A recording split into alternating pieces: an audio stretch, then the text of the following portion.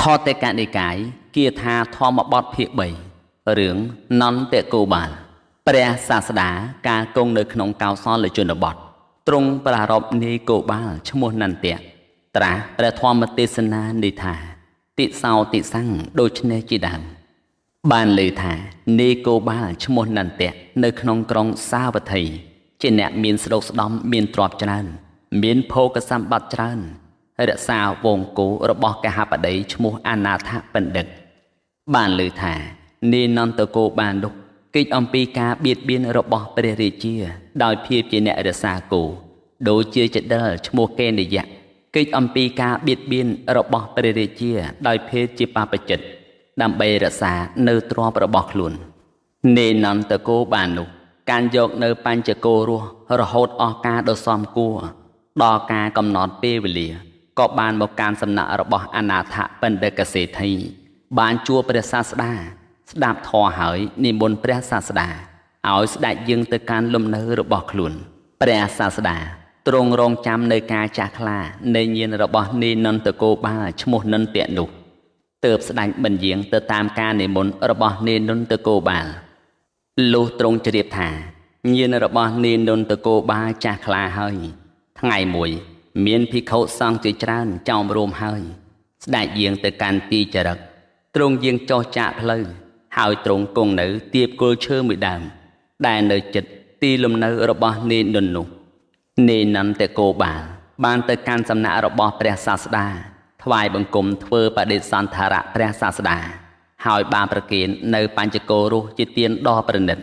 ចំពោះភិក្ខុសង្ឃមានព្រះពុទ្ធជាប្រធានអស់7ថ្ងៃ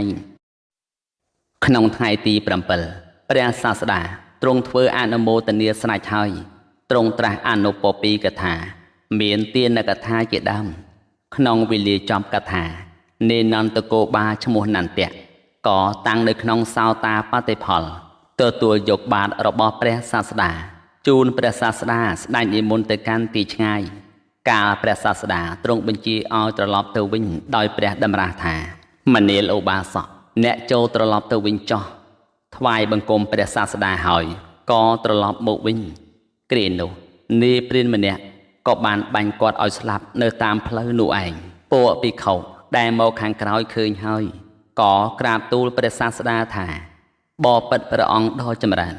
នាយគោបាលឈ្មោះនន្តៈថ្វាយមហាទានតាមជួនព្រះអង្គស្ដេចមកហើយត្រឡប់ទៅវិញត្រូវព្រានបាញ់សម្លាប់ហើយក៏ព្រោះព្រះអង្គស្ដេចទៅកាន់ទីនោះបើព្រះអង្គមិនស្ដេចទៅកាន់ទីនោះទេសេចក្តីស្លាប់ក៏នឹងមិនមានដល់នាយនន្តគោបាលនេះដែរព្រះសាស្តាត្រាស់ថាមនាលភិក្ខុទាំងឡាយកាលតថាគតទៅកាន់ទីនោះក៏ដោយមិនទៅកាន់ក៏ដោយដែលឈ្មោះថាជាគ្រឿងឧបាយរួចផុតអំពីសេចក្តីស្លាប់របស់នាយនន្តគោបាលនោះសំបីទៅកាន់ទិសធំ4ទិសតូច4រមែងមិនមានព្រោះថាចិត្តដែលបុគ្គលតម្កល់ហើយរមែងធ្វើសេចក្តីវិនាសដែលពួកចោរឬពួកបុគ្គលដែលមានពីនឹងគ្នាធ្វើឲ្យមិនបានដូច្នោះហើយត្រាស់នៅព្រះគាថានេះថាតិសោតិសੰងយន្តੰកយិរា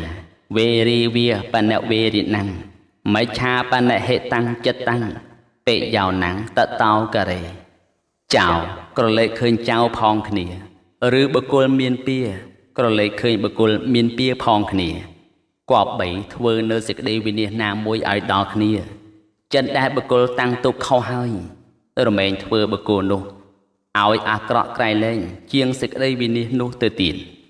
បណ្ដាបទទាំងនោះពីបទថាតិសោតិសੰងប្រែថាចោឃើញចោស័ព្ទថាតិស្វាជាភាសាបាលីដ៏សេះបណ្ឌិតគប្បីយកបតបជួសពីបទថាយន្តੰកយិរាសេចក្តីថាគប្បីធ្វើសេចក្តីវិនិច្ឆ័យនោះឲ្យដល់ចោឬបុគ្គលដែលមានពីនោះ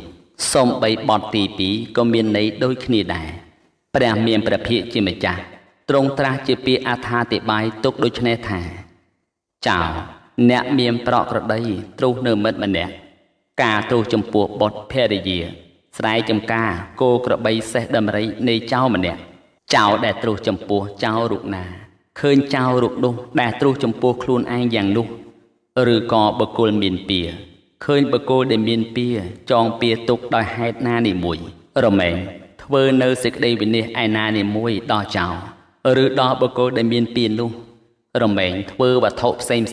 មានស្រែជាដើមរបស់ចោលឬរបស់បុគ្គលដែលមានពៀននោះឲ្យវិនិច្ឆ័យរមែងផ្ដាច់បង់នៅចោលឬបុគ្គលដែលមានពៀននោះចាកជីវិតព្រោះការដែលខ្លួនជាអ្នកកាយសាហាវក៏ព្រោះខ្លួនជាមនុស្សរឹងត្អឹងចិត្តដែលបុគ្គលតម្កល់ទុកខុសហើយព្រោះថាជាធម្មជាតិដែលបុគ្គលតម្កល់ទុកខុសហើយក្នុងអកុសលកម្មបត់10រមែងធ្វើបុគ្គលនោះឲ្យជាបុគ្គលលាមកក្រៃលែងជាងសេចក្តីវិនិច្ឆ័យនោះគឺធ្វើបុគ្គលនោះឲ្យជាបុគ្គលជាលាមកជាងហេតុនោះពិតណាស់ចោលក្តីបុគ្គលអ្នកមានពៀនឹងគ្នាក្តីមានប្រការដូចពោលហើយយ៉ាងនេះរមែងញ៉ាំងទុកឲ្យកើតឡើងរមែងធ្វើនៅការអស់ទៅនៃជីវិតឲ្យដល់ចោល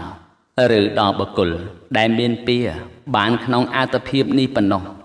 ចំណែកចិត្តដែលបុគ្គលតម្កល់ទុកក្នុងអកុសលកម្មបត់10ទាំងឡាយហើយ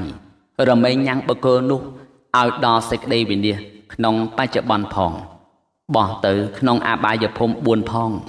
រមែងមិនឲ្យងើបក្បាលឡើងបានអស់សែននៃអត្តភាពផង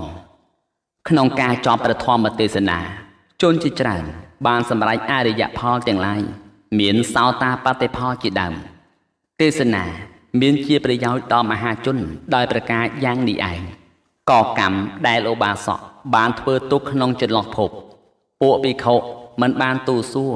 ព្រោះហេតុនោះកម្មនោះទើបព្រះសាស្តាមិនបានសម្ដែងដូចនេះឯង